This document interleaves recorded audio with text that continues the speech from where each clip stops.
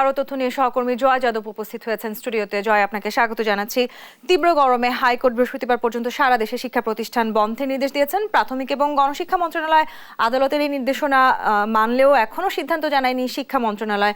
এই বিষয়টি নিয়ে আপনার কাছে কি তথ্য আছে সেটি একটু জানতে চাই।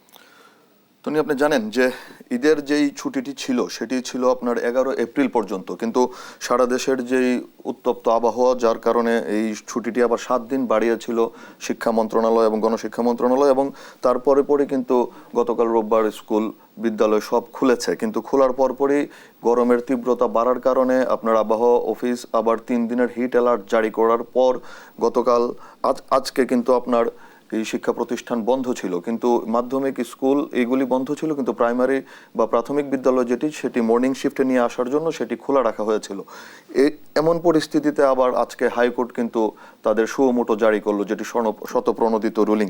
তো এখানে হাইকোর্ট বলেছে যে সকল শিক্ষা প্রতিষ্ঠান বন্ধ রাখতে হবে 2 মে পর্যন্ত।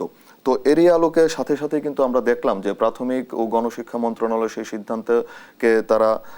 সিদ্ধান্তের প্রতি তারা অটল থেকে তারা প্রাইমারি বা প্রাথমিক বিদ্যালয় যেটি সেটি বন্ধ রাখার ঘোষণা দিয়েছে। কিন্তু এখানে সমস্যাটি বেঁধেছে যখন এই মাধ্যমিক ও উচ্চ মাধ্যমিক এবং অর্থাৎ মাধ্যমিক স্কুল এবং কলেজ কর্তৃপক্ষ যখন তারা বলল যে তারা এখনো সিদ্ধান্তের এই কপিটি পায়নি, যেটি মাননীয় মন্ত্রীর এই বক্তব্যে আমরা একটু আগে সংবাদে দেখলাম।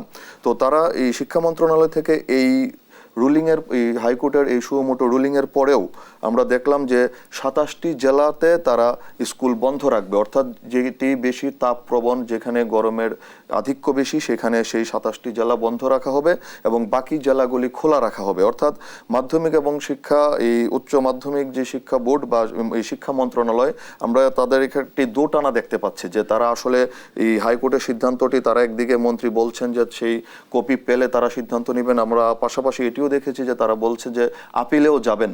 তো আমরা যদি একটু দেখি যে আজ আপনার আমাদের 29 তারিখ, আগামীকাল 30 তারিখ এই সাধারণ সরকারি কর্মদিবস এবং স্কুল কলেজ খোলা থাকার কথা, কিন্তু এখানে প্রাথমিক শিক্ষা খুলবে না। কিন্তু এই আলোকে আপনার মাধ্যমিক ও উচ্চ মাধ্যমিক শিক্ষা তারা সিদ্ধান্ত জানাবে পরে। এরপর দিনই কিন্তু মহান মে দিবস, সাধারণভাবেই সরকারি ছুটি, এবং পরবর্তী দিন বৃহস্পতিবার যেটি কর্মদিবস। এবং এই হিসাবে কিন্তু আপনার এই বৃহস্পতিবারে মাধ্যমিক উচ্চ মাধ্যমিক শিক্ষা অর্থাৎ শিক্ষা মন্ত্রণালয় কি সিদ্ধান্ত দেয় সেটি জানার জন্য এখন আমাদের অপেক্ষা করতে হবে। আর এরপর 2 দিন তো আপনার এই শুক্র শনি স্বাভাবিক ছুটি আছে, তার মানে বোঝা যাচ্ছে যে 5 দিনের একটি ছুটির মধ্যে আবার শিক্ষা প্রতিষ্ঠান পড়তে যাচ্ছে। এবং মাধ্যমিক এবং উচ্চ মাধ্যমিক শিক্ষা অর্থাৎ এই স্কুল এবং হাই স্কুল এবং কলেজগুলো কি সিদ্ধান্ত দেয় সেটির উপর এখন আমাদের অপেক্ষা করতে হবে। মন্ত্রীর কথা অনুযায়ী আমরা যতটুকু বুঝতে পেরেছি, অর্থাৎ বোঝাই যাচ্ছে যে সিদ্ধান্তহীনতা এখন আছে স্কুল এবং কলেজগুলো। প্রাইমারির ক্ষেত্রে এই সিদ্ধান্তহীনতা নাই, তারা সাফ জানিয়ে দিয়েছে যে এই 2 মে পর্যন্ত হাইকোর্টের নিয়ম অনুসারে তারা বন্ধ রাখবে অত্যধিক